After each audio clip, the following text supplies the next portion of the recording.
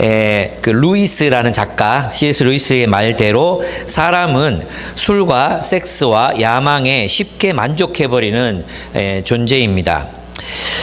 그렇긴 하지만 또한 이것만으로는 살아갈 수 없는 존재가 또 사람이기도 합니다. 인간은 술과 섹스 그리고 야망 그 너머에 있는 지극한 행복 그리고 충만한 인생을 꿈꾸는 그런 존재입니다. 이것이 또한 하나님이 자신의 형상대로 창조하신 인류의 근원적인 갈망이기도 하다는 것입니다. 여러분, 세상이 많이 좋아졌죠? 세상이 많이 좋아지긴 했지만 여전히 세상은 어둠 속에 있습니다. 전쟁이 있고 억압과 차별이 여전히 존재하고 가난과 질병이 만연합니다.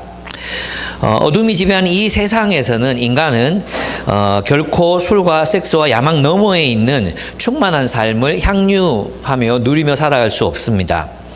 우리의 갈망은 우리의 진정한 그 갈망이 채워지기 위해서는 하나님 나라가 있어야 하기 때문입니다. 즉, 이 우리의 그 가장 근원적인 갈망들은 천국에 대한 갈망, 하나님 나라에 대한 갈망이기 때문입니다. 그래서 놀랍게도 예수님은 우리의 이 깊고 깊은 이 갈망이 채워질 수 있다고 말씀하십니다. 놀랍지 않습니까? 우리는 이 세상에서 술과 섹스와 야망을 넘어서는 어떤 쾌락이, 기쁨이, 행복이 없을 거라고 생각했는데, 그래서 그것들만 채워지면 우리는 행복할 수 있을 거라고 생각했는데, 우리는 항상 배고팠거든요.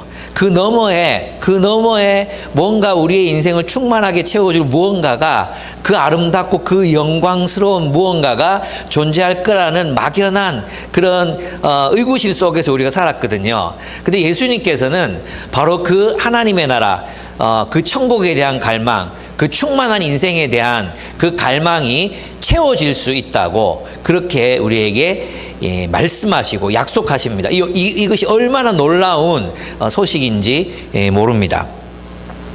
하나님은 우리에게 하나님의 나라와 영생을 약속하셨습니다. 즉 생명으로 가득 찬 영원한 삶을 약속하셨습니다. 영생은 은하철도 999에서 철이가 도착했던 죽고 싶어도 죽지 못하는 그냥 즐기기에 오래 사는 그런 것이 영생이 아닙니다. 그렇게 살 거면 일찍 죽는 게 낫죠. 그죠? 그러나 이 성경에서 말하는 이 영생이라는 것은 하나님의 생명으로 충만한 삶을 이야기합니다. 하나님의 생명으로 가득 찬 그런 충만한 인생을 이야기합니다. 하나님의 나라가 하나님이 다스리시는 정의와 평화가 실현되는 우리 모든 인류가 꿈꾸었던 그런 공동체라면 영생이란 그 하나님 나라, 즉 천국 안에서 누리게 되는 생명의 삶이라고 말할 수 있습니다. 그런 의미에서 하나님 나라와 영생은 같은 의미를 가지는 것이라고 이야기할 수 있습니다. 하나님 나라와 뭐가 같다고요? 영생은 같은 것입니다. 하나님 나라에서 사는 삶이 뭐예요? 영생인 거예요. 영생. 영원한 생명, 하나님의 생명의 삶인 것입니다. 그러면 이제 우리는 어떻게 이 하나님의 나라와 그 영원한 생명을 누릴 수 있을까요? 그 질문에 대한 대답이 바로 오늘 우리가 읽은 이 요한복음 3장에 나와 있습니다. 이것은 니고데모의 질문이었습니다. 하나님의 나라를 어떻게 볼 수 있습니까? 하나님 나라에 어떻게 들어갈 수 있습니까? 오늘날 우리들의 말로 하면 어떻게 우리는 지극한 행복과 충만한 인생을 살 수 있습니까? 이런 질문이 될 것입니다. 먼저 니고데모에 대해서 우리가 좀 알아야 합니다. 제가 여러분에게 말씀을 듣는 태도에 대해서 조금 말씀드릴 건데요. 반응을 해주세요. 반응. 고개를 끄덕이시고 미소를 짓고 저를 쳐다보시고 또 자윤이처럼 중간중간 이제 소리도 내시고 여러분이 저를 돕는 방법이거든요. 여호수아 산지 너무 거룩해요. 너무 거룩해가지고 여러분의 반응을 잘 모르겠어요. 그래서 여러분은 조금 반응하고 많이 반응하는 걸 조금 표현하고 계신데 느껴지는 대로 크게 반응해 주시기 바랍니다. 크게. 아시겠죠? 그게 듣는 방법입니다. 그럼 계속하겠습니다. 니고데모는 누군가? 여기서 이제 끝났죠. 니고데모는 누굽니까? 니고데모는 바리새파 사람입니다. 바리새파 유대인들의 지도자였습니다. 바리새파고 유대인의 지도자였습니다. 이 바리새파는 이 이스라엘 인구가 지금 50만 명 정도, 그 당시 50만 명 정도 되는데 6천 명 가량 됐습니다. 그러니까 큰 분파는 아니죠. 그럼 6천 명이었는데 굉장히 이스라엘에서는 굉장히 존경받는 그런 분파였습니다. 게다가 이 바리새인들은 어떤 사람들 후예냐 하면 BC 예수님 오시기 전 주전 167년에서 164년에 전쟁이 일어났거든요. 그게 뭐냐 하면 안티오쿠스 에피파네스라는 황제가, 로마의 황제가 유대 사회를 헬라화 시키려고 억압 정책을 폈어요. 그래 강제적으로 성전을 모독하고 우상에게 이제 제물을 바치게 하고 막 돼지로 제사를 드리게 하고 막 이런 일들이 일어난 거예요. 그런데 거기에 대해서 분노했던 사람들이 일어나서 반란을 일으킵니다. 그러니까 처음에는 한 가문으로 시작해요. 한 가문으로 시작해서 이 아버지가 이름이 5글자인데 그 아버지가 자기 5아들을 데리고 산으로 들어가서 게릴라전을 시작합니다. 근데 이 사람들이 워낙이 전술에 능해가지고 모든 게릴라 전투에서 승리하는 거예요. 그 승리의 소식을 들은 수많은 유대인들이 그들의 전쟁에 참여하게 됩니다. 그래서 그들의 전쟁에 참여했던 그 사람들의 후예가 결국 이기게 되거든요. 그게 이제 마카비가 일으켰던 항쟁이었어요. 그 항쟁을 주도했던 사람들이 하시딤이라는 사람들이었어요. 이 하시딤은 다니엘이 포로로 잡혀갔을 때 다니엘 이후로 이 유대 사회가 극심하게 빠른 속도로 막 헬라화되고 있는 것에 대해서 반기를 들고 일어났던 사람들이 하시딤이었거든요. 그 하시딤의 후예가 바리새인들이었어요. 나중에는 이 바리새인과 에세네파가 침례 요한 에세네파에 속했거든요. 에세네파와 바리새파가 나누어져요. 그러니까 여러분 우리가 뭘 생각할 수 있냐 하면 니고데모는 바리새파 중에서도 그들이 지도자였잖아요. 그럼 바리새파 사람들이 꿈꿨던 메시아는 어떤 메시아였다는 걸 한번 상상해 볼 수 있습니까? 마카비 같은 그런 메시아를 꿈꿨다. 이걸 이제 우리가 한번 예상해 볼 수 있습니다. 게다가 이 니고데모는 하시딤이 후예였을 뿐만 아니라 유대인들의 지도자라고 이렇게 불려 있는데 아르콘이라고 불리는 71인, 그러니까 유대를 이제 통치하는 71인의 지도 체제에 속한 사람이었어요. 우리나라로 말하면 71명의 국회의원, 또 사법부 재판을 하는 그런 사람들로 구성되어 있는 아주 고위 관리직의 사람이 니고데모였습니다. 그런 사람이었습니다. 이 니고데모는 하나님의 나라를 간절히 기다리고 있었습니다. 그의 나라, 즉 이스라엘은 급속도로 그리스도화 되어가고 있었습니다. 이스라엘이 점점 그리스도화되면서 오늘날로 말하면 교회가 세속화되는 거잖아요. 그 세속화되는 것에 대해서 이제 염려했던 나머지 이 바리새인들은 이스라엘을 어떻게든 정통 유대교를 지켜서 하나님 나라를 이제 세우려고 했었어요. 그래서 그들은 율법을 엄격하게 가르치고 율법의 준수를 엄격하게 시행했었습니다. 그래서 결국은 그들이 율법으로 돌아와서 이제 회개하면 하나님께 돌아오면 하나님께서 마카비 같은 메시아를 보내셔서 이스라엘을 독립시키고 그들이 이방의 빛이 되는 나라로 우뚝 세우실 그날을 기다렸던 사람이 바로 니고데모였어요. 그 니고데모는 지금 하나님 나라를 기다리고 있는 거죠. 메시아가 나타나면 하나님 나라가 세워질 것이다. 이스라엘이 강성한 나라가 돼서 온 세계에 빛을 비추는 나라가 될 것이다. 그런 기대를 갖고 있었던 사람이었습니다. 근데 그의 앞에 한 사람이 나타납니다. 그가 바로 청년 예수였습니다. 이 예수는 이제 갓 30을 넘긴 젊은이였습니다. 보통 랍비라고 불리려면 40세가 넘어야 돼요. 40세가 넘어야 돼요. 그리고 랍비를 양성하는 교육기관이 있었어요. 거기에서 뭐 할라카라든지 뭐 수많은 그런 전승 자료들, 그 다음에 문서들 이런 것들을 철저하게 연구해서 그것을 자신들의 법 체계 내에서 적용해낼 수 있는 사람들이 랍비가 될 수 있었거든요. 그러니까 이제 그 니고데모는 굉장한 수준의 그 말씀을 또 구전을 알고 있는 그런 사람이었습니다. 그런 그가 이제 예수를 만납니다. 그 예수를 랍비라고 불렀다는 것은 굉장히 이제 이 사람의 마음이 이제 대단히 겸손했다는 것을 알 수 있습니다. 그렇습니다. 그 갓서른 젊은이가 노끈으로 채찍을 만들어가지고 성전뜰에서 장사하는 이들을 다 내쫓고 하나님의 집을 장사하는 집으로 만들지 말라고 사두개인들, 그 당시 성전을 지배하고 있던 그 사두개인들에게 호통을 쳤다는 소식을 듣게 됩니다. 당시 성전을 지배하고 있던 지배계층들은 사독 가문의 후예들이에요. 사독 가문의 후예들이라고 사두개인이라고 사두개인이라고 이렇게 부르는 거예요. 사독 가문 사람들. 그들은 성전을 장악하고 성전에서 나오는 모든 이권을 가지고 자신들의 지배 체제를 더 공고히 만들어갔던 사람들이 바로 사두개인들이었습니다. 그 사두개인들에 대해서 가장 강력하게 반대했던 사람들이 바로 바리새인들이었어요. 니고데모 같은 사람들이었어요. 근데 이제 예수가 나타나서 성전에 들어가가지고 노끈 만들었고 막 집 다 쫓아내고 막 한마디로 막 다 디비 놓은 거예요. 막 다 뒤집어 놓은 거예요. 그러니까 니고데모의 생각에는 이 예수가 어떻게 보였겠어요? 반 사두개인, 반 사두개파. 그러면 누구 편이에요? 우리 편. 이 사람은 우리 편이 될 수 있는 사람이구나. 그죠? 우리 편이 돼서 우리와 함께 뭔가 대의를 논할 수 있는 그런 사람이구나라는 계산을 했겠지요. 예, 그런 계산을 했습니다.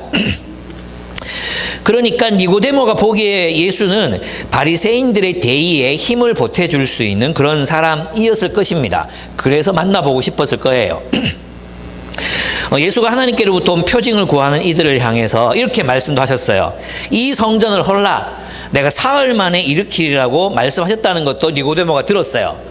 예, 그냥 사람들은 어떻게 46년 동안 아직도 덜 지은 이 성전을 3일 만에 다시 부시고 일으킨단 말이냐 이런 생각이 들었겠지만 니고데모의 마음속에는 이 말씀이 헤롯과 또 사두개인들이 구축한 성전 지배체제를 허물고 이스라엘은 새롭게 시작해야 된다 이런 메시지로 들렸을 수 있습니다. 이해가 되십니까? 예. 지금의 체제로는 니고데모의 판단에 또 바리새인들의 판단에 지금의 체제로는 하나님의 나라를 결코 실현해낼 수 없다. 이것이 니고데모가 또 바리새인들이 가지고 있는 판단이었을 것입니다. 근데 게다가 이 니고데모가 들었던 소식은 성전 체제를 예수께서 비판하셨다. 예, 이것만이 아니었어요. 어떤 일들이 예수님의 귀에 들려왔습니까? 6월절에 예수님께서 많은 기적을 행하셨다는 거예요. 그러니까 우리가 예상해 볼 수 있는 기적들 어떤 게 있겠습니까? 예, 나면서 이제 장애인이 된 사람들, 그래서 걸을 수 없는 사람들이 일어나고 시각장애인들이 눈을 뜨고 불치병을 앓고 있던 사람들이 그 불치병에서 치유를 받는 그런 일들이 일어났다는 거예요. 니고데모는 이 예수를 주목했습니다. 니고데모만 주목한 게 아니에요. 이 동지들도 이 예수가 한 일을 알고 있었습니다. 게다가 그들이 메시아일 수도 있겠다라고 생각했던 침례 요한이 이 예수를 향해서 저분이 메시아라고 지목했다는 이야기도 듣게 되었습니다. 그래서 그를 더욱 주목하게 되었던 것입니다. 그들 가운데, 즉, 이 본문에 보면은, 우리라고 표현하고 있죠. 랍비님, 우리는이라고 얘기했죠. 우리는. 그죠? 우리는 선생님이 하신 일이 하나님이 함께 하셨다는 거 안다 그랬어요. 우리는. 그러니까, 이 이스라엘을 하나님의 나라로 또 독립을 위해서 뭔가 꿈꾸고 있는 일단의 무리들이 있었어요. 그죠? 그들이 생각해 볼 때, 그들이 이제 생각을 하는 거예요. 이 혼란을 어떻게 받아들여야 되는가?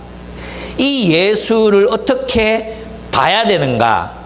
이 예수는 우리 편이 될 수 있는가? 이 예수는 아니면 누군가의 편인가? 이 예수가 가지고 있는 계획은 무엇인가? 이 예수가 가지고 있는 아젠다는 무엇인가? 그런 것들을 확인할 필요가 있었던 것입니다. 그들 가운데 예수를 통해 일어난 이 혼란을 어떻게 보아야 되는지에 대한 토론이 벌어졌습니다. 그리고 그 토론의 결과로 그들이 내린 결론이 있었어요. 무엇이었습니까? 예수는 하나님이 보내신 사람이라는 거예요. 하나님이 보내신 사람이라는 공통의 결과를 도출해냅니다. 그러면 이제 이 하나님이 보내신 사람의 이 어떤 마음인지 어떤 생각인지 알아봐야 되잖아요. 니고데모가 가는 것입니다. 예수의 영향력은 점점 더 커지고 있었고 예수가 보여준 그 표적 때문에 그를 메시아로 믿는 사람들이 점점 많아지고 있었습니다.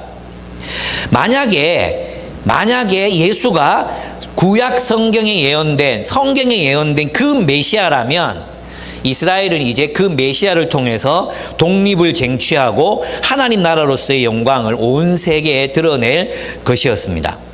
니고데모의 마음이 어떻겠습니까? 예수를 만나러 가기 전에 니고데모의 마음이 어떻겠습니까? 한편으로는 기대감에 설레었을 것입니다. 이 예수가 메시아라면 놀라운 일이 일어날 수도 있겠다. 그죠? 옛 영광, 솔로몬의 영광을 다시 찾을 수도 있겠다. 이런 마음이 들었을 거예요. 근데 이런 마음은 드는 건 아니에요. 그러나 이 예수가 진짜 메시아라면 많은 게 달라져야 된단 말이에요. 그죠? 진짜 메시아라면 이제는 이 예수를 메시아라고 따르게 되면 많은 변화들을 겪어야 돼요. 지금 이제 안정적인 지위에서 재산과 부와 명예를 누리고 있는데 이 예수가 진짜 메시아라면 전쟁을 해야 될 수도 있고, 그죠? 이 메시아가 일으키는 그 어떤 새로운 어떤 전쟁이나 운동에 돈을 대야 될 수도 있고, 그런 여러 가지 마음들, 기대감과 불안감과 이런 마음을 아는 채 니고데모는 예수를 찾아가고 있었습니다. 메시아라면 어떻게 이스라엘을 회복할지, 그가 이 바리새인들의 목표에 또 계획에는 동의를 하는지, 어느 편에 서 있는 사람인지 물어보고 싶은 것이 많았습니다. 그래서 그는 밤중에 찾아갑니다. 여러분 있잖아요. 이 본문에 보면은 3장 1절에 보면 개역 개정에는 그런데라는 접속사가 있어요. 그런데. 원래 헬라어 원문에도 대라는 접속사가 있어요. 그런데라는 접속사가 있어요. 근데 세번역은 의역을 하는 바람에 이걸 빠뜨렸어요. 그런데라는 접속사가 있어야 돼요. 왜냐하면 이 그런데는 앞문장을 봤잖아요. 앞문장에 뭐가 있었어요? 표적을 보고 예수를 따랐던 사람들이 있었죠. 그죠? 표적을 보고 예수를 따랐던 사람들은 예수가 일으키는 그 기적들만 보고 사람을 살리고 병든 자를 고치고 안진뱅이를 일으키고 눈먼 자 눈을 뜨게 하고 이런 것들만 바라보고 어떻게 생각했습니까? 그들이 생각하는 대로의 예수. 예수가 메시아야. 근데 여러분 우리가 예수를 그리스도라고 믿지만 그리스도라고 믿는 그 믿음에는 이 그리스도란 말에는 5만 가지 그리스도가 있잖아요. 5만 가지 그리스도. 안 그렇습니까? 그래서 보면 있잖아요. 정말 예수님이 말씀하신 그 모습으로의 그리스도가 아니라 자기가 생각하는데 어떤 사람에게는 예수는 구원자이고 어떤 사람에게 예수는 혁명가이고 어떤 사람들에게 예수는 복 주는 사람이고 어떤 사람들에게 예수는 죽어서 천국 보내주는 사람이고 어떤 사람들에게 예수는 우리 마음의 위로를 주는 친구고 사람마다 다 다르단 말이에요. 그죠? 그런 식으로 그들은 쉽게 결론을 내렸어요. 자기들이 생각하는 메시아가 바로 이 그리스도라고 생각해 버린 거예요. 그런데 니고데모는 달랐어요. 그런데 니고데모는 표적을 보고 그가 메시아이신 걸 알았지만 그 표적만으로 자기가 생각하는 메시아로 결정하지 않습니다. 어떻게 합니까? 찾아가서 물어봅니다. 대화합니다. 예수를 만납니다. 예수를 만나서 그가 어떤 분인지 알아보겠다고 결단합니다. 이것이 니고데모가 다른 표적을 보고 섣불리 예수를 믿었던 사람들, 쉽게 예수를 믿었던 사람들과 다른 점이에요. 예. 그렇습니다. 우리는 너무 쉽게 예수를 판단해 버리는 경향이 있습니다. 우리는 예수를 모릅니다, 사실. 여러분 예수를 몰라요. 잘 몰라요. 모르면서 안다고 생각해 버리는 거예요. 내가 아는 예수는 이런 분이야. 그냥 쉽게 그냥 너무나도 쉽게 그냥 결정해 버립니다. 표적을 보고 예수를 믿은 사람들, 예수를 메시아로 믿은 사람들도 자기식대로 예수를 이해했습니다. 그래서 보면 있잖아요. 예, 서양 사람이 그린 예수님은 백인이에요. 백인. 서양 사람이 그린 예수님은 백인이에요. 각기 자기 마음에 있는, 결국 있잖아요. 예수님과 대화하고 예수님을 만나고 예수님께 배우지 않고 예수를 그리면 그것은 자화상이 되고 말아요. 자신의 욕망이 투영된 자화상을 그려놓고 자기 얼굴을 그려놓고 예수라고 믿는 거예요. 그렇게 예수를 믿는 사람들이 얼마나 많은지 몰라요. 그러니까 지조대로 믿는 거죠. 니고데모는 그렇지 않은 사람이었습니다. 신중합니다. 예수와 만납니다. 예수와 대화를 나눕니다. 예수께 질문을 합니다. 예수의 대답을 신중하게 숙고합니다. 예수를 관찰합니다. 그리고 그는 점점 변화되어 갑니다. 여러분, 지금 니고데모는 언제 예수를 찾아갑니까? 밤에 찾아갑니다. 아마도 있잖아요. 아마도 니고데모는 깊은 대화를 나누고 싶어서 밤에 찾아갔을 거예요. 이 당시 보통 랍비들은 다 직업이 있었어요. 예, 그리스의 철학자들이나 선생들은 직업이 없었거든요. 가르치는 게 일이었어요. 그런데 유대 랍비들은 직업을 가지는 게 장려됐어요.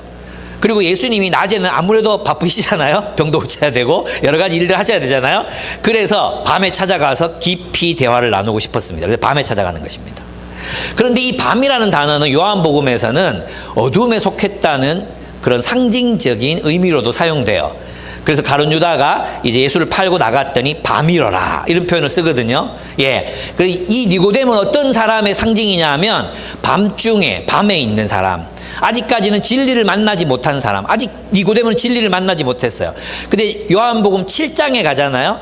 7장에 가면은 이 니고데모는 자기가 속했던 사내들인 그 지도자 그룹과 자신을 구분하기 시작합니다. 그들에게 이제 더 이상 동의하지 않습니다. 어둠 속에서 비밀신자가 되는 거예요. 비밀신자. 19장에 가잖아요.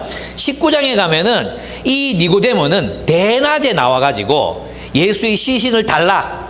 그리고 아리마대 요셉과 함께 예수의 시신을 이제 무덤에 안치하는 그런 자신이 제자임을 드러내는 그런 삶으로 나아갑니다. 어둠 속에 있다가 비밀신자가 되었다가 그리고 제자가 되는 것입니다. 여러분, 우리는 있잖아요. 이렇게 예수를 알아가는 과정들이 필요합니다. 예수를 알아가기 위해서 그분과 대화를 나눠야 됩니다. 여러분, 예수를 만나서 그 예수가 우리의 삶을 변화시키려면 예수를 만나도 사람들의 삶 속에 변화가 일어나지 않습니다. 삶의 변화가 일어나지 않는 이유가 무엇입니까? 자기가 믿고 싶은 대로 믿어버리기 때문이에요. 표적을 보고 쉽게 예수를 그냥 메시아로 믿었던 사람들처럼 우리는 예수를 끊임없이 알아가야 합니다. 그분을 만나야 합니다. 말씀 속에 나타나 있는 그분의 얼굴을 보아야 합니다. 그분의 교훈을 듣고 순종하고 그분을 알고 알아가야 합니다. 그것이 우리를 변화시킵니다. 예수님이 이런 분이셨구나. 그리고 그분과의 만남을 통해서 우리가 변화되는 거예요. 여러분은 주님을 얼마나 알아가고 계십니까? 쉽게 단정하고 쉽게 결론 내리고 마치 우리가 예수를 다 아는 것처럼 예수님과 가지는 그 사귐이 더 이상 깊어지지 않아도 되는 것처럼 예수를 더 알지 않아도 되는 것처럼 더 깊은 데로 나아가지 않아도 되는 것처럼 그렇게 살고 있지 않습니까? 예수님이 우리를 더 깊은 사랑의 관계 속으로, 더 깊은 사귐으로, 더 깊은 영적인 교제 가운데 우리를 부르고 계시는데 우리는 다 알아. 너무나도 쉽게 그렇게 결론을 내리고 내가 믿는 예수를 박제시켜 놓고 계시지는 않습니까? 여러분의 예수님은 박제되어 있는 분은 아닙니까? 그분은 살아서 여러분에게 영향을 미치고 그분을 만남이 여러분의 삶에 어떤 놀라운 변화들과 영향을 주고받고 계십니까? 여러분과 예수님이 만나는 그 만남은 과연 살아있는 관계입니까? 여러분의 예수님은 인형입니까? 살아계신 하나님이십니까? 두 번째, 예수님은 니고데모와 함께 누가 하나님의 나라를 볼 수 있는가에 대한 대화를 나누십니다. 니고데모는 밤에 예수님을 찾아갑니다. 그리고 질문을 합니다. 라삐라는 말은 선생이란 말이거든요. 선생님, 우리는 선생님이 하나님께로부터 오신 분임을 압니다. 예. 하나님께서 함께 하시지 않으시면 선생님께서 행하시는 그런 표징들을 아무도 행할 수 없습니다. 예수님의 삶에서 기적이 일어났다는 것, 이것은 부인할 수 없는 사실인 것 같아요.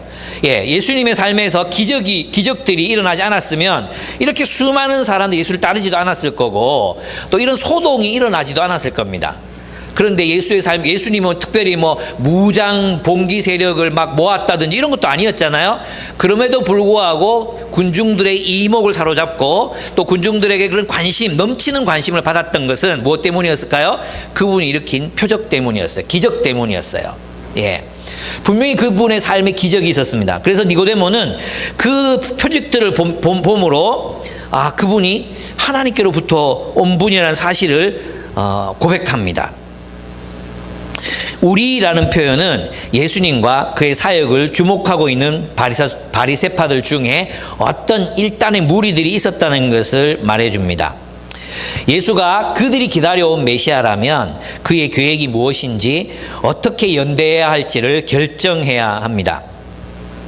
여러분, 이 니고데모가 라삐님, 우리는 선생님이 하나님께로부터 오신 분임을 압니다.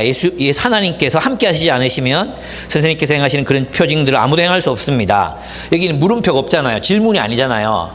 질문이 아닌데 그 다음 절에 보면은 예수께서 대답하시되라고 돼 있어요. 이것도 세번역에는 그냥 말씀하시다 이렇게 돼 있는데 원래 그 단어를 번역하면 예수께서 대답하시되예요. 그러면 니고데모의 질문이 있는 거예요. 질문. 니고데모의 질문이 뭐겠어요? 하나님께로서 온 분이 아니라면 이런 표징을 행할 수 없습니다.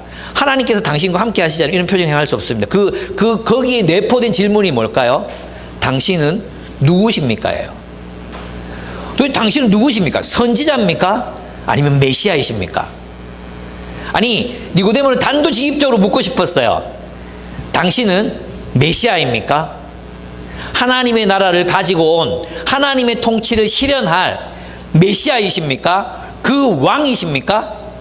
그걸 묻고 싶었어요. 그죠? 그래서 있잖아요. 예수님께서는 니고데모의 마음속에 있는 질문을 아시고 대답해 주십니다. 뭐라고 대답하십니까? 네, 내가 진정으로 너에게 말한다. 누구든지 다시 나지 않으면 하나님 나라를 볼 수 없다. 여러분, 니고데모는 하나님의 약속이 성취되는 날을 간절히 기다려왔던 사람이에요.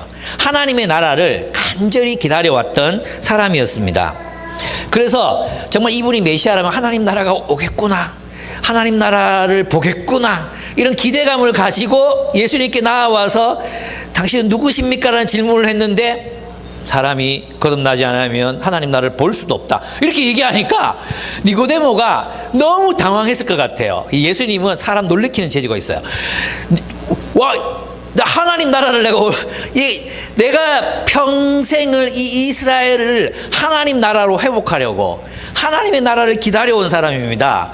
메시아를 기다려왔습니다. 근데 그런 제가 하나님의 나라를 볼 수 없다니 그 무슨 말씀이십니까? 막 속에서 항의하고 싶은 마음들이 막 올라왔을 것입니다. 여기서 거듭나야 하리라, 다시 나야 하리라, 이 표현은 무슨 뜻이냐 하면 이런 뜻이에요. 위로부터 난다는 뜻이에요. 위로부터. 원래 원문의 1차적인 의미는 위로부터 난다, 이런 뜻이에요. 그리고 위로부터 난다는 것이 다시 이제 거듭난다, 이게 다시 한 번 더 번역되면 거듭난다, 이런 표현이에요. 그러면 이 거듭난다는 표현을 유대인들은 언제 썼느냐, 이게 중요하잖아요. 거듭났다, 이 표현을 언제 썼냐 하면 이방인들이 유대교를 받아들이고 유대민족이 될 때, 그러면 그들은 어땠냐 하면 자신들이 살고 있던 이방 민족과의 관계를 끊어야 했어요. 이방 민족과의 관계를 끊고 유대민족으로 새로 거듭나는 것, 그게 거듭남이었어요. 그게 거듭남이었어요. 아시겠죠? 예. 그러니까 이제 이 말씀을 이 니고데모가 이 말을 들었다고 생각해 보세요. 자신은 하나님 나라의 백성이라고 생각하고 있었는데 하나님 나라를 보려면 거듭나야 된대요. 마치 이방인이 유대교로 개종하는 것처럼 새로워져야 된다는 거예요. 다시 태어나야 된다는 거예요. 위로부터 나지 않으면 하나님 나라를 볼 수 없다는 주님의 말씀은 니고데모가 속한 체제의 틀로는 메시아 예수를 통해 일어나고 있는 하나님 나라 운동을 결코 이해할 수 없다는 뜻이었습니다. 위로부터 나지 않으면 하나님의 나라를 볼 수 없다. 이게 무슨 뜻이냐 하면, 예수께서 말씀하신 이게 무슨 뜻이냐 하면, 니고데모는 지금 바리새적인 체제, 성전에서 제사 드리고 완벽하게 율법을 지키고, 그래서 그 체제 속에서 그 체제를 통해 하나님의 나라를 이루고 싶어 하느냐? 그 체제를 이루는 일에 나를 끌어들여서 이스라엘을 율법을 준수하는 국가로, 율법을 실현하는 국가로 그렇게 만들고 싶으냐? 그러면 하나님 나라가 된다고 생각하느냐? 그런 방식으로는 하나님의 나라를 볼 수 없다는 것입니다. 이해되십니까? 예. 그들이 세우고자 했던 성전 중심에, 그리고 제사 중심에, 그리고 율법 중심에 그런 체제, 그런 바리새적인 체제, 바리새인들의 신학, 바리새인들의 그 땅에 속한 그런 관점으로는 하나님이 세우시는 하나님의 나라를 결코 볼 수 없다. 아멘. 그것이 예수님의 말씀이셨습니다. 그러니까 이런 뜻입니다. 성령으로 변화된 존재라야지만 성령이 하시는 일을 볼 수 있다는 거예요. 사실은 있잖아요. 니고데모는 예수가 예루살렘 성전에서 행하시는 일을 봤어요. 안진뱅이를 일으키시고 태어나면서 볼 수 없었던 사람의 눈을 뜨게 했을 때 하나님의 나라가 그곳에 임한 것입니다. 이미 하나님의 나라가 이 세상으로 들어와서, 하나님의 나라가 저 하늘로부터 이 땅으로 침노해 들어와서 하나님의 놀라운 역사가 예루살렘에서 펼쳐지고 있었습니다. 만약 그가 변화된 존재로 거듭나서 예수께서 하시는 일을 하나님의 눈으로, 하나님 나라의 시각으로 보았다면, 지금 그 니고데모가 보았던 이 예수를 통해 나타난 이 일들은 참으로 수천 년 동안 기다려왔던 그 하나님 나라의 역사가 눈앞에서 펼쳐지고 있는 거라는 거예요. 그가 지금 배알하고 있는 이 존재가, 이 예수가 하나님께서 보내신 그 하나님의 아들이라는, 그 하나님의 아들을 알현하여 만나고 있는 놀라운 사건이라는 것입니다. 근데 그의 눈은 땅에 속해 있었습니다. 협소했습니다. 물질주의, 그냥 이 땅의 시각에 갇혀 있었습니다. 바리새인들의 신학에 갇혀 있었습니다. 그저 율법 잘 지키면 하나님 나라가 온다고, 율법 잘 지키는 나라를 만들면 하나님 나라를 세울 수 있다고 믿었던 것입니다. 그런 육적인 체제로는 예수께서, 하나님께서 이 세상으로 가지고 오신 하나님의 나라를 결코 볼 수 없다는 거예요. 누가 하나님의 나라를 봅니까? 예, 성령으로 위로부터 태어난 사람, 하나님으로부터 태어난 사람들, 하늘로부터 태어난 사람들은 예수와 함께 하나님의 나라가 이 세상에서 펼쳐지고 있음을 볼 수 있습니다. 여러분 그거 아십니까? 생명체들마다 가시광선이 다 다르잖아요. 그죠? 사람들이 볼 수 있는 광선의 세계가 달라요. 그죠? 이 과시광선을 벗어나면 안 보여요, 우리 눈에는. 맞죠? 그러나 그 색깔의 세계가 있습니까, 없습니까? 있죠. 다른 존재들은 보죠. 벌꿀이 아니고 꿀벌들은 우리가 볼 수 없는 세계를 봅니다. 그죠? 개들은 우리가 보는 세계를 못 봅니다. 개들은 흑백으로 보잖아요. 그래서 눈이 오면 막 그렇게 막 미친 듯이 막 날뛰잖아요. 그런 이유가 뭡니까?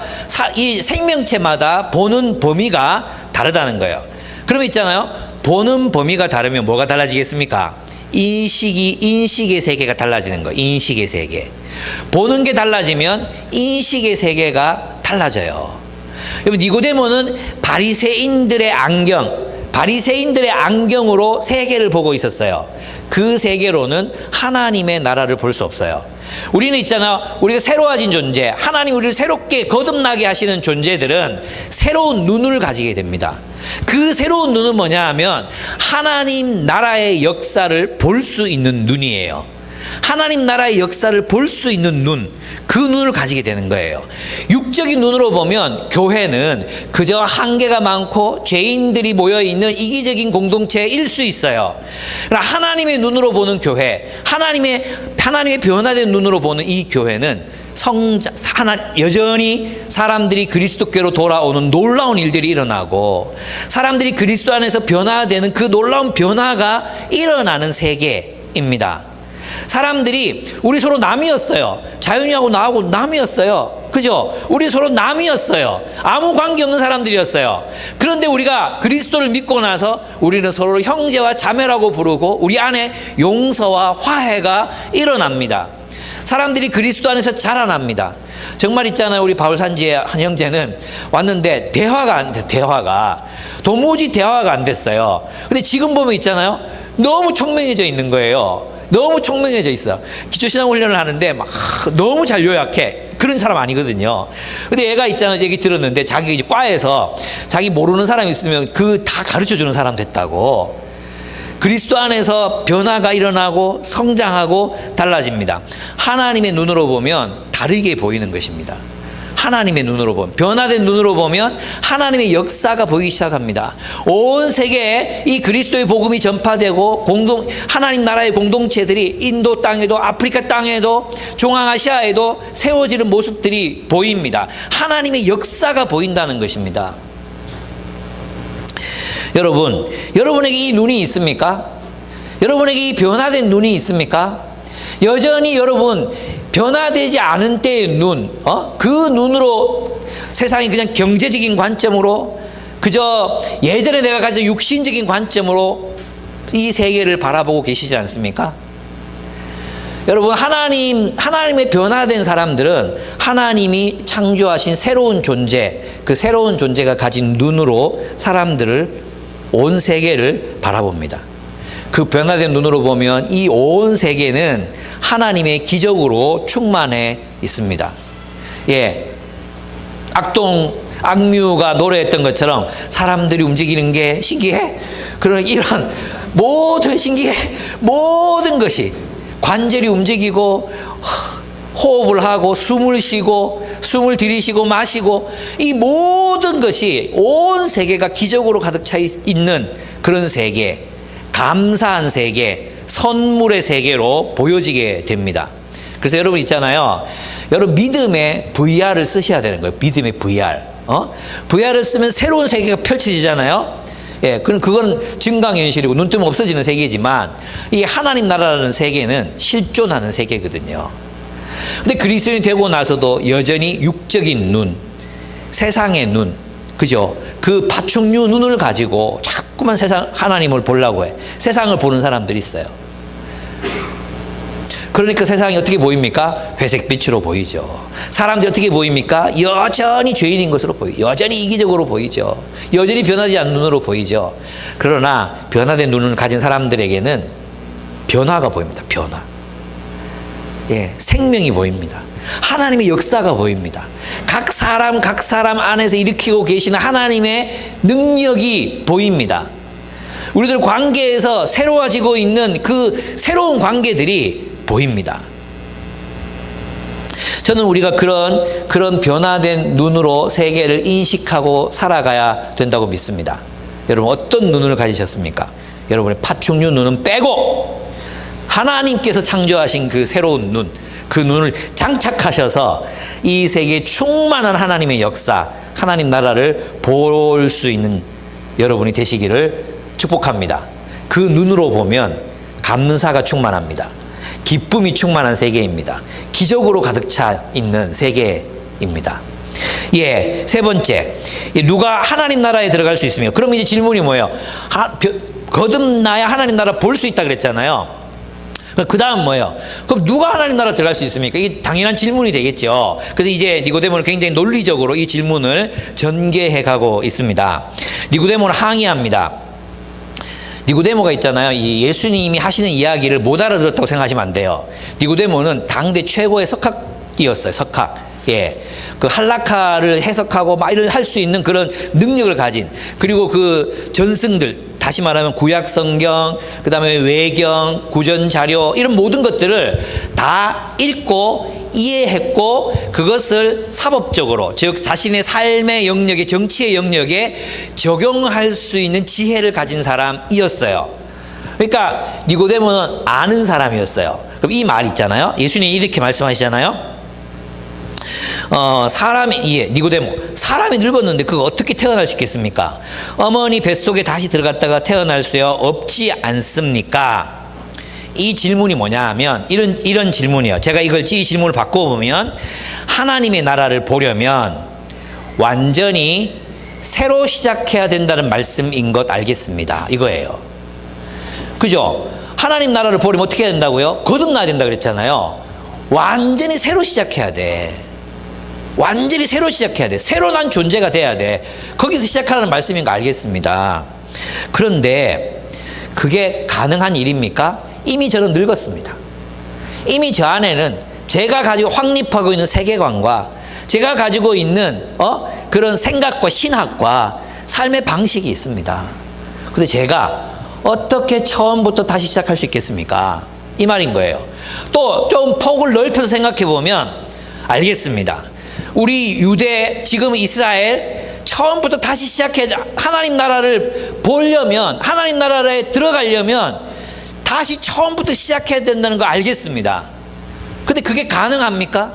정말로 성전을 다 허물고 새롭게 시작하는 것이 가능하다고 지금 생각하십니까? 이 얘기예요. 예수님이 상징적으로 말씀하신 것을 니고데모도 상징적으로 대박치고 있는 거예요. 이건 굉장히 고급 대화예요. 고급진 대화. 예, 그런 어떤 상징에 대해서 상징으로 말씀하고 계신 거죠. 이미 제도화된 이스라엘입니다. 이미 성전 지배체제는 완고하게 형성되어 있습니다. 그런데 이 이스라엘이, 철저하게 이제 니고데모는 이스라엘 입장에 생각하는 거죠. 어떻게 이 이스라엘이 새롭게 시작할 수 있겠습니까? 나도 이미 늙어서 새로 시작하는 건 불가능합니다. 여러분, 예수님의 말씀은 이런 뜻이었습니다. 하나님의 나라를 보고 하나님의 나라를 살아가려면 물과 성령으로 거듭나야 한다. 새로운 존재가 되어야 된다. 이 말이에요. 새로운 존재가 되어야 한다. 예수님 다시 한번 설명하시는 것입니다. 여러분 있잖아요. 그 집에 호랑이 키우고 싶죠. 호랑이 안 키우고 싶나? 예. 집에 호랑이를 키우고 싶은 사람이 있었어요. 그래서 이제 집에 있는 고양이에게 고양이를 막 살찌우는 거죠. 막 사료를 주고 막 간식 먹이고 그래요. 고양이를 막 키우면 그 고양이가 호랑이 됩니까? 아니죠. 비만 고양이가 될 뿐이죠. 고양이는 절대 호랑이가 될 수 없어요. 그죠? 닭을 열심히 훈련시키면 독수리처럼 날 수 있습니까? 예, 닭을 아무리 열심히 훈련시켜도 독수리처럼 날아서 그 날카로운 발톱으로 생선과 다른 짐승들을 낚아챌 수 없어요. 하늘을 날려면 무엇이 필요합니까? 날개가 달린 존재가 되어야 합니다. 예. 물속에서 숨을 쉬려면 아가미가 달린 존재로 변화되어야 합니다. 하나님 나라를 살려면, 천국을 살려면 그 나라를 살아갈 수 있는 존재로 다시 태어나야 한다는 것입니다. 그것이 바로 물과 성령으로 거듭나야 한다는 말의 의미입니다. 우리는 새 영, 새 마음, 하나님의 영으로 새로 태어난 존재가 되어야 한다는 거죠. 그런 존재가 하나님의 나라를 보고 하나님 나라에 들어갈 수 있습니다. 하나님은, 다시 말하면 하나님은 우리에게 천국을 살아갈 수 있는, 천국에서 날아다닐 수 있는 날개를 주신 것입니다. 예. 날개 없는데요? 이러면 안 돼. 지금 여기서. 예. 하나님, 우리로 하여금 하나님의 나라를 살아갈 수 있는 새 마음, 새 영, 하나님의 영, 그 영으로 우리를 새롭게 하셨다는 것입니다. 이것이 예수님이 니고데모에게 물과 성령으로 나지 아니하면 하나님 나라에 들어갈 수 없다고 단언하신 말씀의 의미입니다. 여러분, 여기서 물과 성령으로 거듭나야 한다는 말, 이 말이 무슨 뜻이겠습니까? 여러분, 이거 굉장히 중요하잖아요. 앞부분에서 있잖아요. 앞부분에서 침례 요한이 예수님 보고 뭐라 그랬어요? 나는 너희에게 물로 세례를 주지만, 물로 침례를 주지만 내 뒤에 오시는 이는 성령으로 침례를 주실 것이다 라고 약속하시죠. 그죠? 그래서 여기서 물과 성령으로 거듭나야 한다는 말은 뭐냐 하면 물과 성령으로 침례를 받아야 한다는 뜻입니다. 물과 성령으로 거듭나야 한다는 말씀은 물과 성령으로 침례를 받고 하나님의 새로운 공동체로 들어가야 한다는 뜻이에요. 여러분 있잖아요. 예수님 보십시오.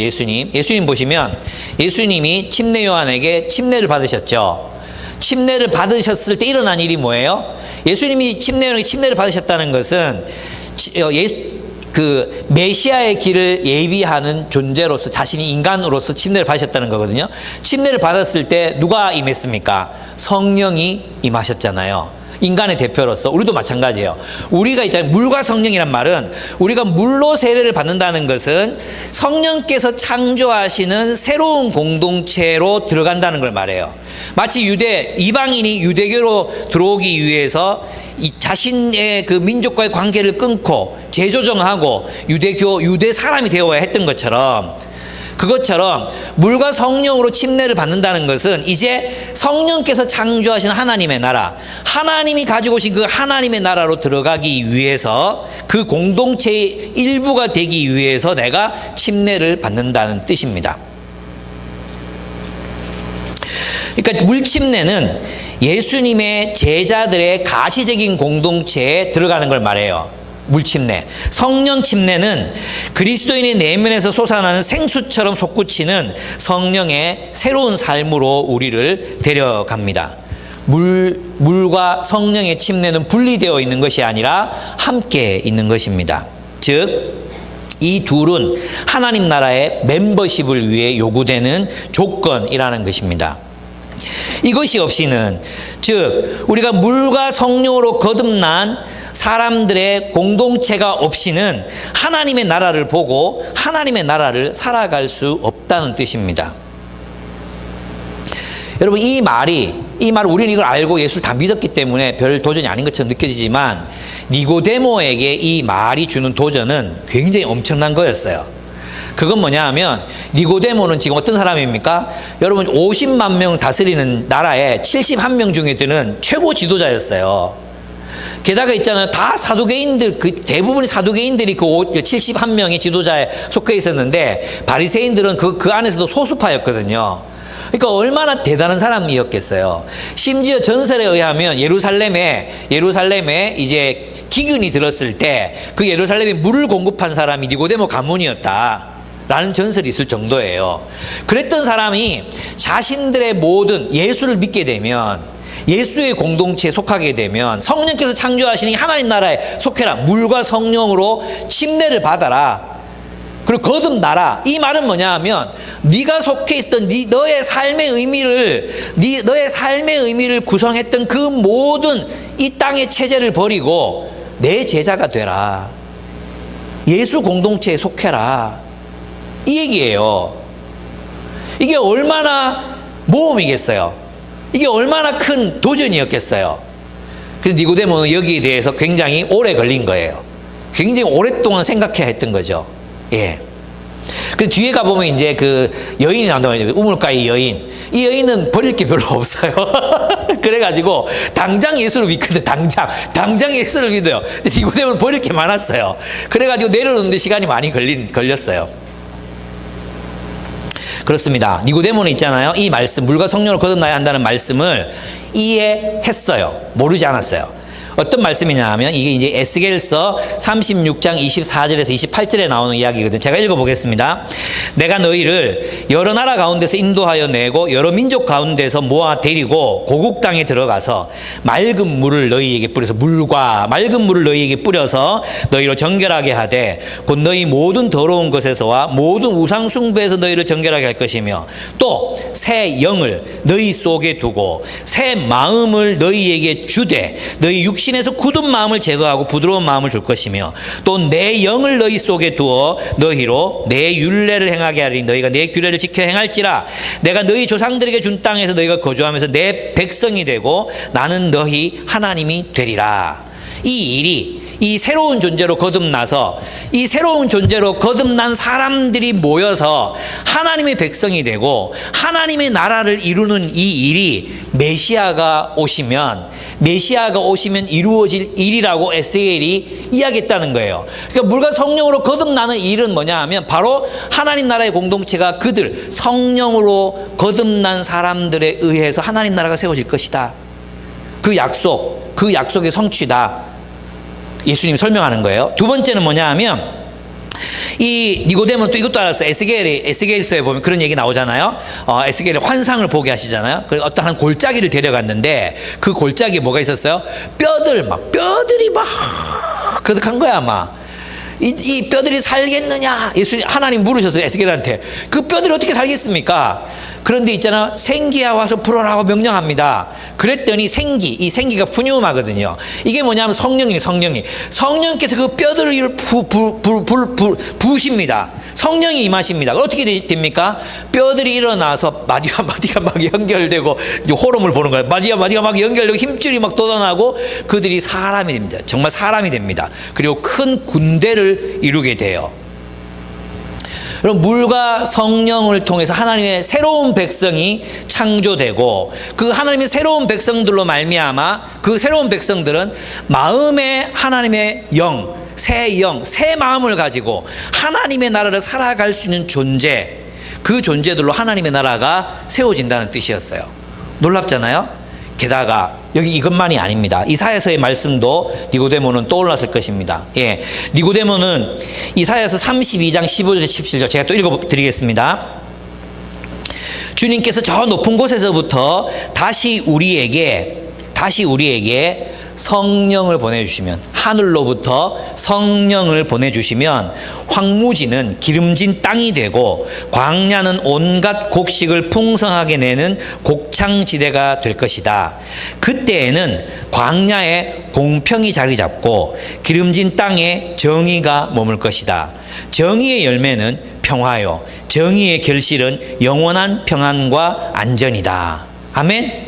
그러니까 성령은 뭐 하는 분이십니까? 하나님의 나라를 일으키는 분이십니다. 성령이 우리에게 임하면 정의와 공평, 평화와 번영, 그리고 안전함이 있는 하나님 나라의 공동체가 세워진다는 거예요.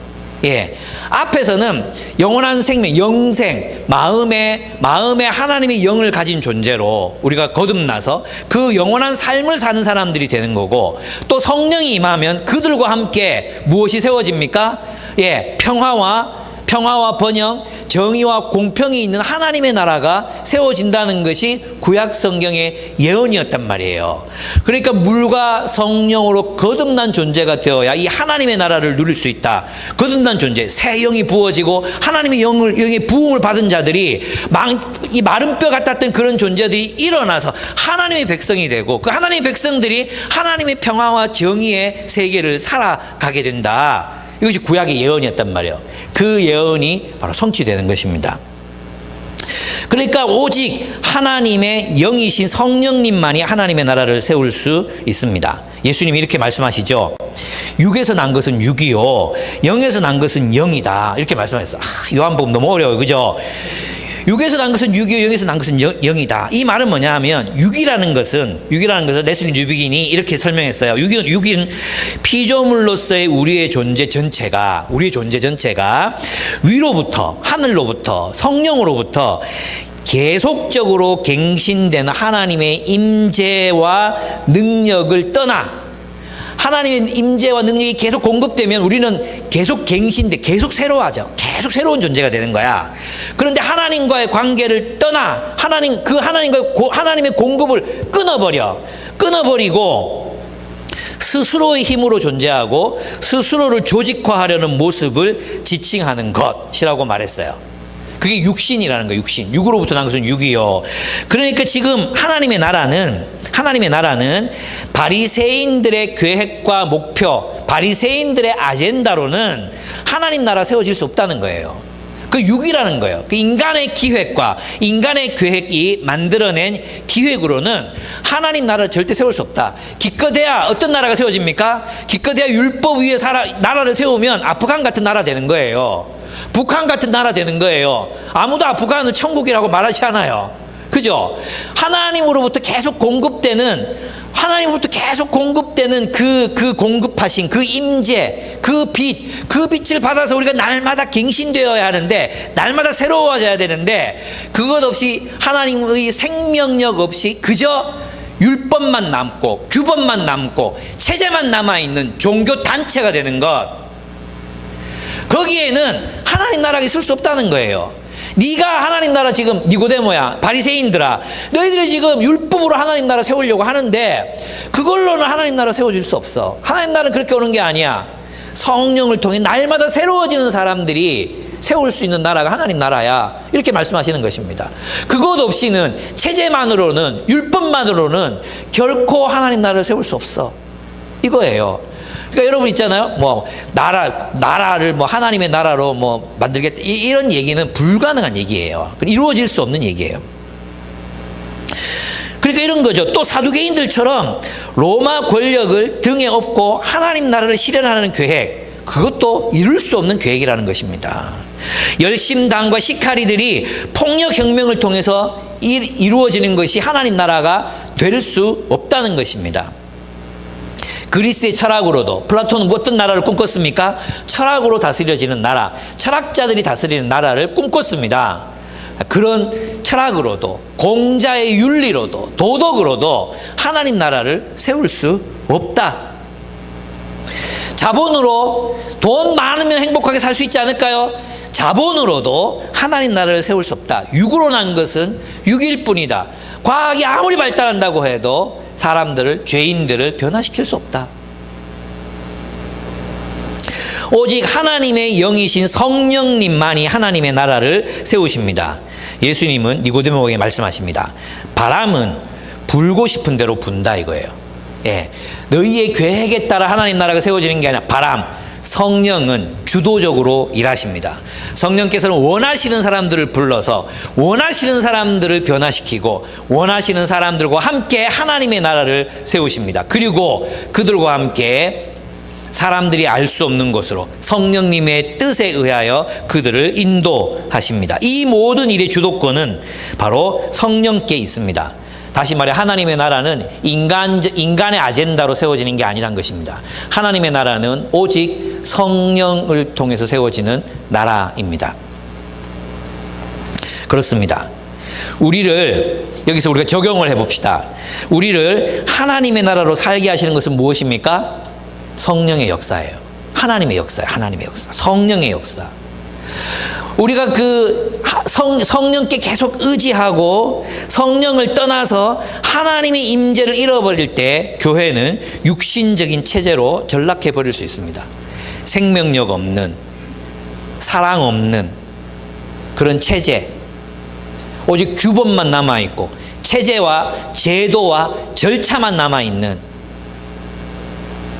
그런 체제로 전락해서, 그것이 육신이라는 것입니다. 여러분, 우리가 하나님의 나라를 계속 경험하려면 어떻게 해야 됩니까? 우리 개개인, 우리 공동체 모두가 성령님으로부터 공급을 받아야 합니다. 계속 공급을 받아야 합니다. 그래서 함께 주님이 원하시는 그런 공동체를 세워가야 한다는 것입니다. 하나님으로부터 위로부터 계속적으로 갱신되는 하나님의 임재와 능력을 공급받을 때 우리는 하나님의 나라를 보고 하나님의 나라를 향유하는 그런 나라, 그런 공동체가 될 수 있다는 뜻입니다. 여러분은 지금 위로부터 계속해서 공급해 주시는 그 하나님의 임재의 능력을 경험하고 계십니까? 하나님을 날마다 만나고 성령을 통해서, 성령 충만함을 통해서 여러분 날마다 갱신되는 삶, 새로워지는 삶을 살고 계십니까? 하나님을 만나십시오. 하나님을 바라보십시오. 성령 하나님을 의지하십시오. 그분이 우리를 인도하실 것입니다. 그러면 이제 니고데모의 질문은, 그러면 좋습니다. 완전히 처음부터 새로 시작할 수 있다. 알겠습니다. 성령을 통해 우리는 새로 시작해야 됨을 알겠습니다. 여기까지 동의. 그러면 어떻게 그런 일이 일어납니까? 어찌 이런 일이 있을 수 있습니까? 이게 그 다음 질문인 거예요. 그래서 니고데모는 어떻게 이런 일이 있을 수 있습니까? 라고 질문합니다. 하나님 나라에 들어가려면 물과 성령으로 거듭나야 한다. 완전히 새로 시작해야 한다. 성령이 주도하시는 그 나라를 세워야 한다. 동의합니다. 어떻게 그런 일이 일어날 수 있습니까? 니고데모는 철저한 바리새인으로 성전에서의 제사와 철저한 율법의 준수를 하나님 나라를 이룰 수 있다고 믿었습니다. 그걸 포기합니다. 이제는 주님께 묻죠. 예수님은 위로부터 또 물과 성령으로 거듭나야 하나님의 자녀가 될 수 있다고 말씀하셨습니다. 성령을 통해 하나님의 나라가 이 땅에 세워진다고 말씀하셨어요. 이걸 이해할 수가 없었어요. 니고데모는. 그죠? 그가 평생 동안 헌신해왔던 게 뭐였어요? 이스라엘을 율법 위에 세우는 거였거든요. 성령으로 하나님 나라 세울 수 있다 하니까 이 도대체 믿어지지 않는 거죠. 어떻게 이런 일이 일어날 수 있습니까? 이렇게 묻는 거예요. 그러니까 예수님께서, 예수님 사실 이제 이걸 약간 좀 재밌게 표현을 하면, 예수님 메시아이신데 니고데모가 굉장히 이제 올려준다고 라삐어 이렇게 얘기했단 말이에요. 라삐어 이렇게 얘기했잖아요. 근데 이제 예수님께서는 니고데모에게 넌 이스라엘의 선생으로서 이스라엘을 라삐로 이것도 알지 못하느냐 이렇게 이제 공격하시는 장면입니다. 너는 선생으로서 이것도 알지 못하느냐 이렇게 이제 말씀하십니다. 그게 뭐냐 하면 이런 것입니다. 예수님의 답은 우리가 위로부터 거듭나며 하나님 나라에 들어가는 길은 인자이신 왕이신 예수 그리스도를 믿고 신뢰하는 것이라고 말씀하십니다. 인자이신 예수 그리스도를 믿는 것. 그 그리스도를 믿을 때 우리는 성령으로 새로워진다는 거예요. 예. 그리스도를 믿을 때 성령이 우리에게 오셔서 우리를 새롭게 하신다는 것입니다. 이게 이 본문의 뜻입니다.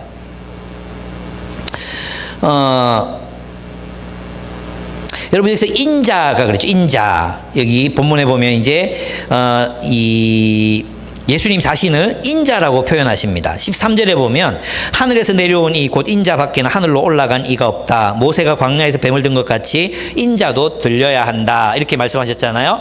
이 인자라는 표현은 원래는 아담이에요. 아담. 이 인자라는 말 자체가 아담 이렇게 돼 있어요. 그러니까 아담이에요. 아담. 근데 아담이 누구예요? 왕이거든요. 왕. 온 생육하고 번성하라. 땅을 정복하라. 땅을 다스려라. 그러니까 하나님이 아담에게 왕권을 주셔서 온 세계를 다스리게 하셨거든요. 그 왕권을 이어받는 사람이 인자예요. 그래서 다니엘서에 보면 하나님이 그 인자를 불러 세우시고 하나님의 왕권을 그에게 주시는 거예요. 그리고 온 세상을 하나님의 정의와 공의로 다스릴 것을 명령하시는 것입니다.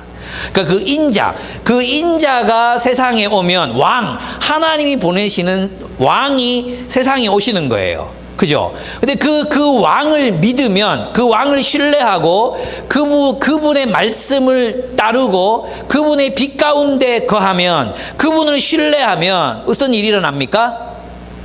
너희가 새로워진다는 거예요. 너희가 영생을 얻게 된다. 너희가 물과 성령으로 거듭나게 될 것이고 하나님 나라를 살아갈 새로운 존재로 변화될 것이다. 뭘 통해서요? 그리스도를 믿음으로라는 것입니다.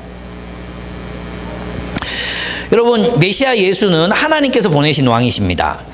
그는 하나님과 함께 계셨기 때문에 이 땅에서 이루어질 하나님 나라의 계획을 알고 계십니다. 그래서 11절 보시죠. 11절. 내가 진정으로 너에게 말한다. 우리는 우리가 아는 것을 말하고 우리가 본 것을 증언하는데 너희는 우리의 증언을 받아들이지 않는다. 내가 땅의 일을 말하여도 너희가 믿지 아니하거든. 하물며 하늘의 일을 말하면 어떻게 믿겠느냐 말씀하셨잖아요. 그러니까 지금 우리가 누구겠어요? 우리가 본 것을 증언한다. 이 우리가 누구냐 하면 예수님 자신, 그다음에 성령님께서 예수님에게 표적을 보여주셔가지고 예수님이 메시아이신 걸 증언하셨잖아요. 그죠? 그러니까 예수님. 그리고 또 침례 요한이 하나님께로부터 말씀을 듣고 비둘기가 성령이 임하면 그가 메시아인 줄 알아라 그랬잖아요. 그래서 이분들은 하나님의 계획을 알았어요. 그래서 증인이 되는 거죠. 하나님과 침례 요한과 예수와 예수의 제자들을 우리라고 표현했습니다. 그래서 우리가 아는 것을 말하고 아는 것을 증언했는데 너희가 믿지 않는다. 즉 예수가 메시아라는 사실을 너희가 믿지 않는다. 그리고 예수가 메시아라는 사실을 믿으면, 예수를 그리스도로 믿으면 하나님의 나라에 들어갈 수 있다. 새로운 존재로 변화되어 하나님의 나라를 살 수 있다는 걸 너희가 믿지 않는다. 근데 우리는 그렇게 된다는 걸 안다. 우리는 그 일의 증인이다. 이렇게 말하는 거예요. 그럼 내가 땅의 일을 말하려도 믿지 않고, 이건 무슨 말이냐면 이미 예수 그리스도를 통해서 나타나고 있는 표적들을 말하는 것입니다. 이미 내가 땅의 일, 내가 이 땅에서 하나님이 메시아를 보내서 그가 메시아라는 사실을 이미 증언하였는데 왜 너희가 믿지 않느냐 이거예요. 그러면 하늘에 있는 일, 어떻게 아직 하늘에 보관되어 있는 일이죠. 아직 이 땅의 역사에서 펼쳐지지 않은 하나님 나라의 약속이에요. 그 종말에 이루어질 일이죠. 예수님이 십자가에 달리고 부활하시고 난 뒤에 일어난 일, 그것이 하늘에 속한 일이라는 거예요. 그거 말해주면 너희가 믿겠느냐 이 말이에요. 어떻게 하나님 나라에 들어갈 수 있습니까? 예수님 말씀하십니다. 우리를 위하여 십자가에 못 박혀 들리신 왕을 신뢰하라는 것입니다. 그리고 부활하셔서 하나님 오른편에 앉아서 온 세상을 구원하시기 위해 다스리시는 예수를 바라보라는 것입니다. 믿으라는 것입니다. 그러면 너희는 거듭나게 된다. 위로부터 난 존재가 되어 하나님의 나라를 살 수 있다는 것입니다. 그러시면서 예수님께서는 모세 얘기를 하시죠. 모세가 광야에서 뱀을 든 것 같이 인자도 들려야 한다. 그것은 그를 믿는 사람마다 영생을 얻게 하려는 것이다. 이렇게 말씀하셨어요. 이제 막 결론부를 향해서 달려가고 있습니다. 예, 여러분 조금만 더 힘을 내십시오. 힘을 내세요. 예. 저는 얼마나 힘들겠습니까, 여러분? 예, 힘을 내십시오. 네. 하나님이 이 일의 배경을 알아야 돼, 그죠? 하나님은 이스라엘을 이집트의 압제에서 구원하시고 광야에서 그들을 인도하셨어요. 하나님이 그들을 광야에서 인도하신 이유가 무엇입니까? 그들을 평안과 번영의 길, 정의와 공의의 길로 그들을 그 공의의 땅으로 인도하시기 위해서 그들을 광야로 인도해 내신 거거든요. 광야가 끝이 아니에요. 그죠? 광야가 끝이 아니거든요. 하나님은 그들에게 평안, 아까 말했잖아요. 하나님 성령이 임하시면 이 땅에 정의가 실현되고 정의로 말미암는 평화가 구현되고, 그리고 그들 가운데 정말 그 안전함이 있을 거라고 약속했잖아요. 그러니까 하나님이 이스라엘 백성들을 광야로 인도하신 이유는 그들에게 평화와 번영을 주시기 위한 거였어요. 샬롬을 주시기 위한 거였어요. 근데 잠시 동안의 광야 생활이 허용된 거죠. 거기서 훈련도 받아야 되고 또 하나님이 인도하셔야 되거든. 근데 이스라엘 백성들이 안 믿는 거예요. 하나님을 신뢰하지 않는 거예요. 그래가지고 그들이 우회로를 택해서 걸어가니까 그 우회로가 길이 험했거든요.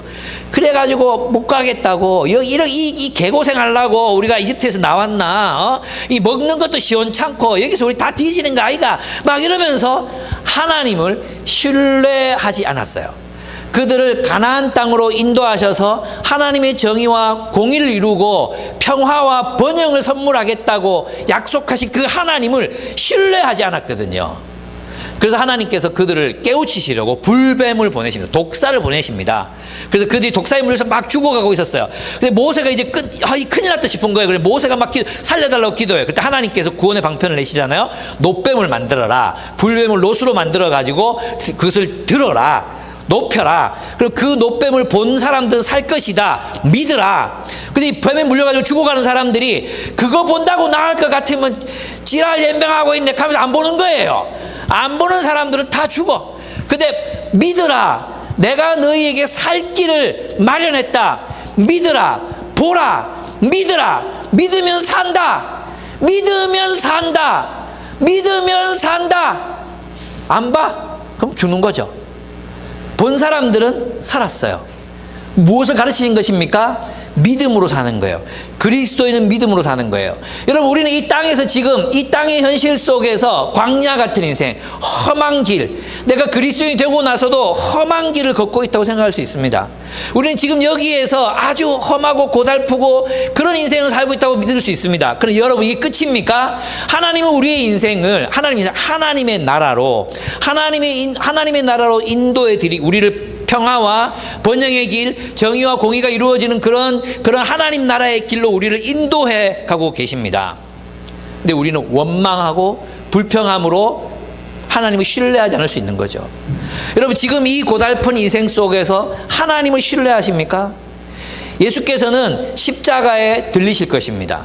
십자가에서 우리를 위하여 십자가에서 들리시고 부활하실 것입니다.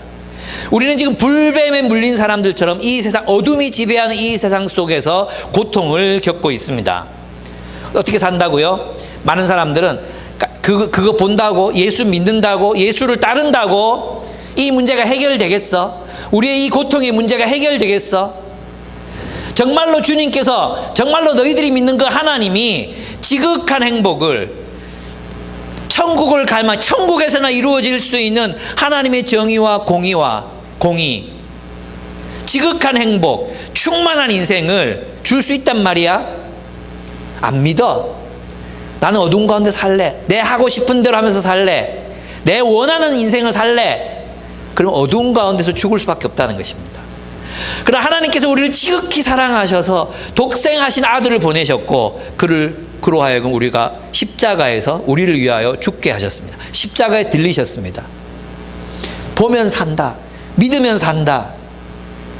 빛 가운데로 걸어 나와라. 빛이신 나에게로 나와라. 산다.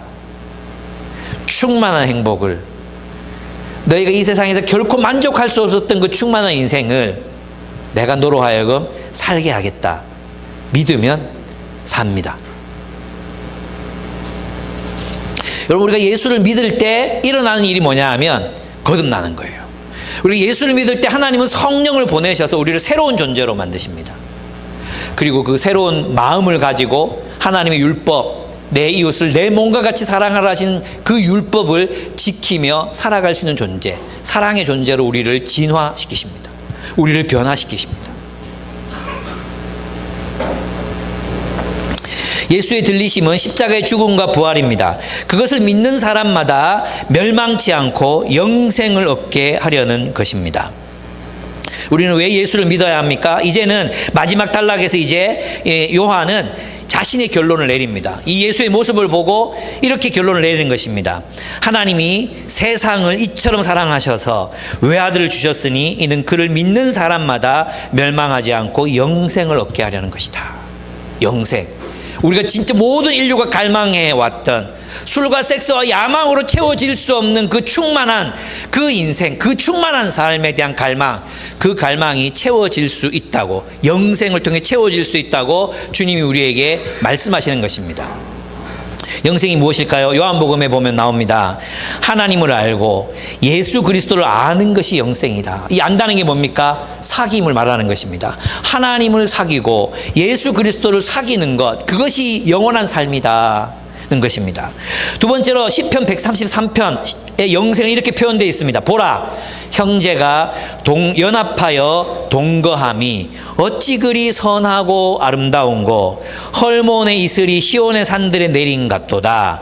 거기서 여호와께서 복을 명하셨나니 곧 영생이로다. 영생이 무엇입니까? 하나님과의 사귐, 그리고 하나님 안에서 우리가 서로를 뜨겁게 사랑할 때, 형제가 연합하여 동거할 때, 하나님이 만드신 그 장막 속에서 하나님과 우리가, 형제된 우리가 서로를 사랑하며 사귀며 살아가는 삶, 그것을 성경은 영생이라고 부릅니다. 요한일서, 사랑하는 자마다 하나님께로부터 나서, 위로부터 나서 하나님을 알고 라고 말했습니다. 그렇습니다. 하나님은 우리를 이기적인 욕망으로부터 사랑으로 구출해 내시는 분이십니다.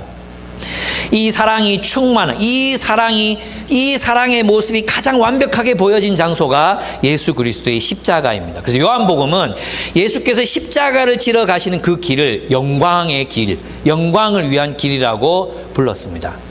하나님의 영광이 나타난 십자가. 하나님이 우리를 보내신 이유는 세상을 심판하시는 것이 아니라 구원하시려 하심입니다. 그러나 빛이신 그 하나님께로, 빛이신 그 그리스도께로 나아오지 않으면 우리는 어두운 가운데 머물 수밖에 없어요. 예. 어두운 가운데 머물 수밖에 없어요. 어두운 가운데서 우리는 그 어둠의 희생양으로 살아갈 수밖에 없어요.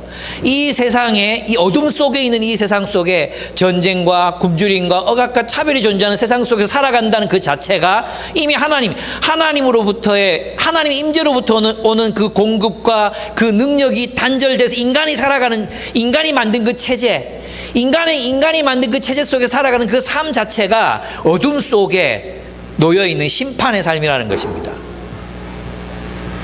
하나님이 심판하시는 것이 아니라 빛을 선택하지 않는 그 삶 자체가 심판이라는 것입니다. 여러분, 우리는 빛이신 하나님 예수님께로 나아와야 합니다. 빛이신 예수 그리스도께로 나와야 합니다. 그러나 우리는 우리의 어둠이 발각될까 봐, 어두운 가운데서 더 이상 살 수 없을까 봐, 맥그라스가 그랬던 것처럼 이제 더 이상 내 마음대로 살 수 없을 것 같은 두려움 때문에 주님을 거부한다면 우리는 어두운 가운데 살다가 어두운 가운데 죽을 것입니다. 그것을 심판이라고 요한은 설명하고 있습니다. 빛이신 그리스도께서 오셨습니다. 이 빛 가운데로 나와 주님의 진리 가운데 살아가시지 않겠습니까? 여러분, 주님께서 오셨습니다. 메시아가 오셨습니다. 그리고 그분은 우리를 새로운 존재로 변화시켜서 이 하나님의 나라를 살아갈 수 있다고 말씀하십니다. 우리가 주님이 약속하신 이 기쁨, 이 영광, 이 충만한 인생으로 더 깊이 나아가 보시지 않겠습니까? 하나님을 알고 하나님과 사귀고 그 하나님의 생명으로 우리가 서로를 사랑하며 살아갈 때 바로 이 땅에서 이루어지는 것이 천국입니다. 우리의 그 깊은 갈망은 날마다 충만하게 채워질 것입니다. 우리가 이 땅에서 갈망했던 그 아름다움에 대한 갈망, 그 영광에 대한 갈망, 그 빛에 대한 갈망, 술과 섹스와 야망을 넘어서는 정말 우리 모든 인류가 갈망했던 그 갈망이 예수 그리스도 안에서 채워질 것이라고 주님은 약속하십니다. 빛이신 하나님의 아들에게 나아오십시오. 그를 믿으십시오. 어떻게 그런 일이 일어나냐고요? 신뢰하십시오. 변화된 존재로 살아가십시오. 주님과 사귀십시오. 주님으로부터 끊임없이 공급을 받으십시오. 그리하여 변화된 마음으로, 변화된 존재로, 서로를 사랑하는 존재로 우리는 살아갈 수 있습니다. 하나님이 여러분의 등에 날개를 달아주셨습니다. 보이십니까? 날개. 보이십니까? 예, 그 새 마음, 새 영으로 하나님의 나라를 살아가신 여러분이 되시기를 축복합니다. 함께 기도하겠습니다.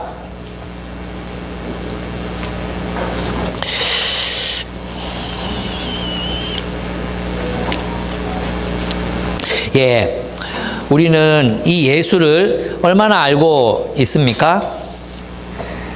우리는 이 예수를 알기 위해서 질문하고 대답을 듣고 주님을 알아가기를 얼마나 힘쓰고 계십니까? 우리는 육신의 눈으로 하나님 나라를 보려고 애쓰고 있지는 않습니까? 여러분은 정말 변화된 존재로, 물과 성령으로 거듭난 존재로 하나님의 나라를 살아가려 하십니까? 그리고 그 하나님의 나라를 지금 여기에서 언젠가 완전하게 이루어지겠지만 지금 여기에서 세 발의 발톱 같은 그 기쁨을 지금 여기에서 누리며 살아가고 계십니까? 하나님께서 여러분에게, 그리스도를 믿는 자들에게 하나님의 나라와 영생을 주시겠다고 약속하셨습니다. 우리는 성령으로 거듭난 하나님의 공동체입니다.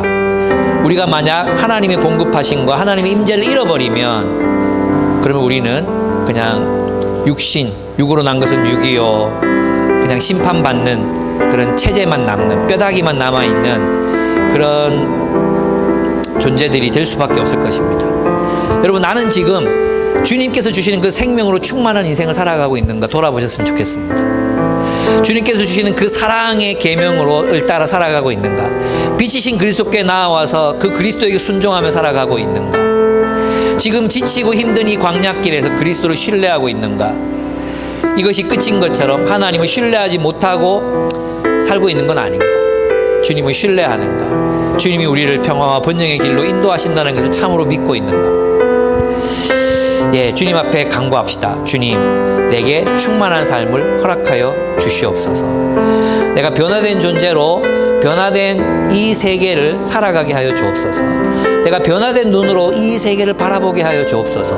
하나님의 아름다움으로 충만한, 하나님의 역사하심으로 충만한 하나님의 나라를 보게 하여 주시옵소서. 그리고 그 나라를 충만하게 살아내므로 내가 기쁨 가운데 살아가게 하여 주시옵소서. 주님 앞에 기도드렸으면 좋겠습니다. 함께 기도하시겠습니다.